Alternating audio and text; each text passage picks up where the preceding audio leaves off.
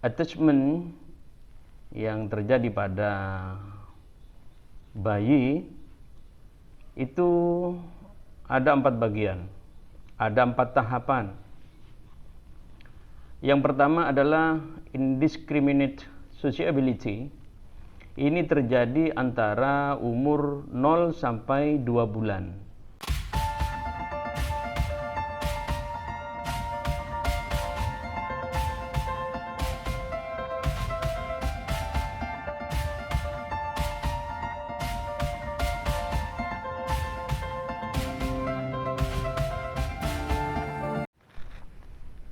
Assalamualaikum warahmatullahi wabarakatuh. Sahabat, kali ini saya datang lagi untuk membahas tentang attachment, atau dalam bahasa Indonesianya itu adalah kelekatan atau kedekatan antara seorang bayi atau anak dengan ibunya, atau dengan orang lain yang telah memang menjadi pengasuhnya sejak tahun-tahun pertama ia dilahirkan.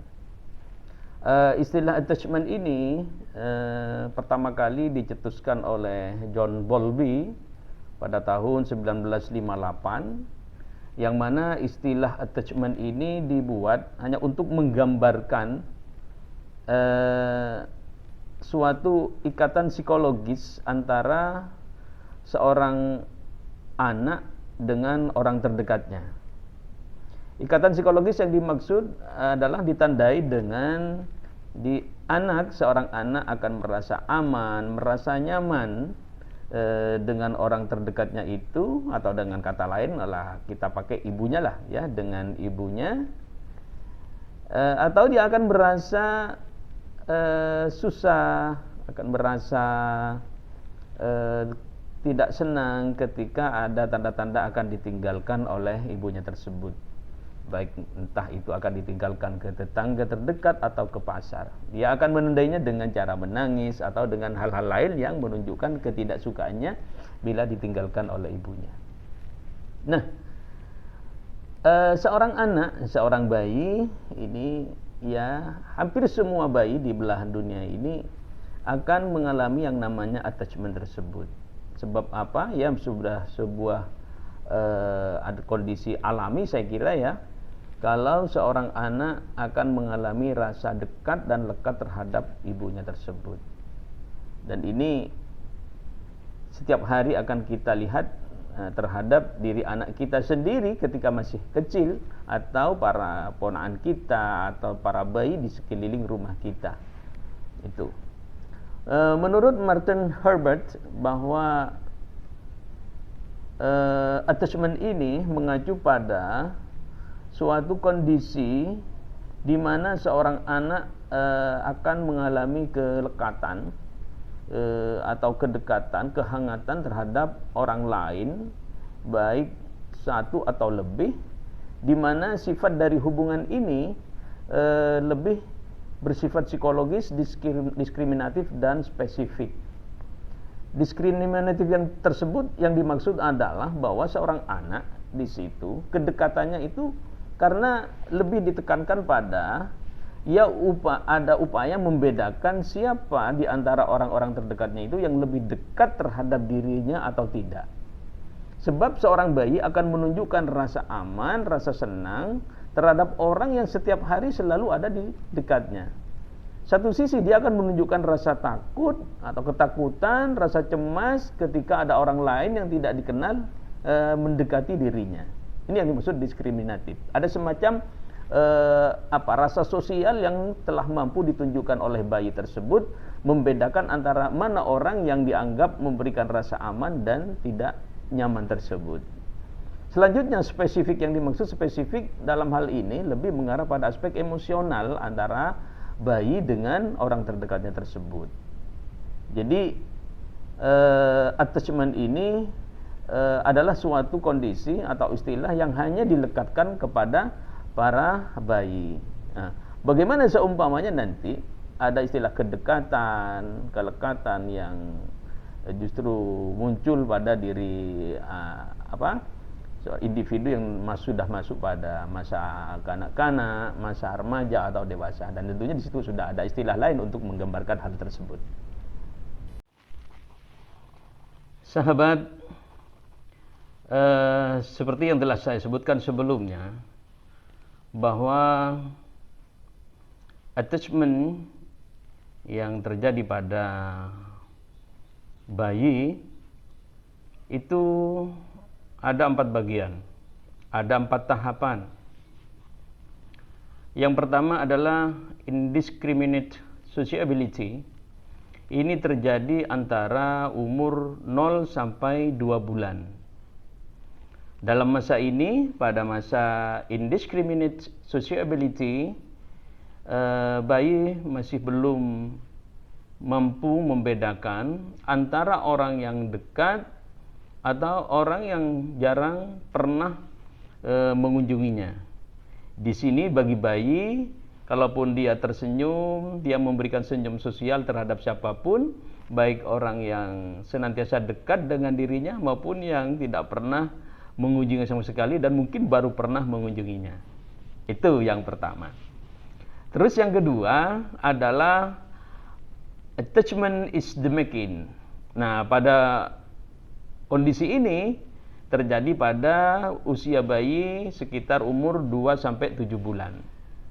Nah, pada usia ini bayi sudah mulai berusaha mengakui terhadap orang-orang yang selalu dekat dengan dirinya, terutama ibunya. Sudah mulai merasa aman, merasa senang dengan orang-orang yang dekat dengan dirinya. Akan tetapi di sini juga tidak terlalu menunjukkan atau kecenderungan menunjukkan rasa takut, rasa tidak suka dengan orang-orang yang selama ini tidak pernah dekat dengannya. Cuma di sini lebih menunjukkan bahwa bayi sudah mulai mengakui selalu memberikan senyuman dengan orang-orang yang ada di dekatnya. Terus yang ketiga adalah specific clear-cut attachment. Nah, ini terjadi di usia sekitar antara 7 sampai 24 bulan. Nah, pada ini bayi sudah mulai memiliki kemampuan untuk mengembangkan keterikatan dengan orang-orang terdekatnya, dengan ibunya atau pengasuh pertamanya.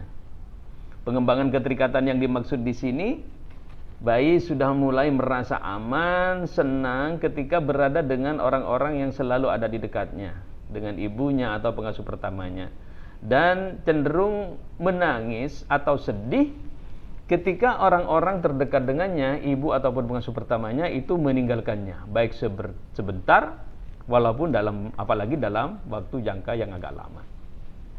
Terus yang keempat adalah goal coordinated partnership. Nah, tahapan yang keempat di sini terjadi pada bayi ketika dia berusia 24 bulan dan seterusnya. Nampaknya para pakar psikologi di sini memberikan istilah dan seterusnya di sini, ya bisa saja ini terjadi pada sampai masa anak-anak dan remaja ketika hubungan emosional terjadi pada seorang anak dan ibu atau orang terdekatnya. Nah, pada kondisi ini bayi sudah mulai juga merasakan kesenangan, ketenangan jika ibu atau pengasuh pertamanya berada di dekatnya. Tetapi di sisi lain, ketika ibu atau pengasuh pertamanya mulai meninggalkannya, ya meninggalkan yang dimaksud ya meninggalkan, ditinggalkan ke tetangga, ditinggalkan ke pasar, dia sudah tidak menunjukkan rasa sedih, artinya dia sudah mulai mampu menguasai diri untuk ditinggalkan oleh ibu maupun pengasuh pertamanya dalam waktu walaupun yang agak lama. Dia sudah tidak menunjukkan rasa sedih maupun menangis lagi.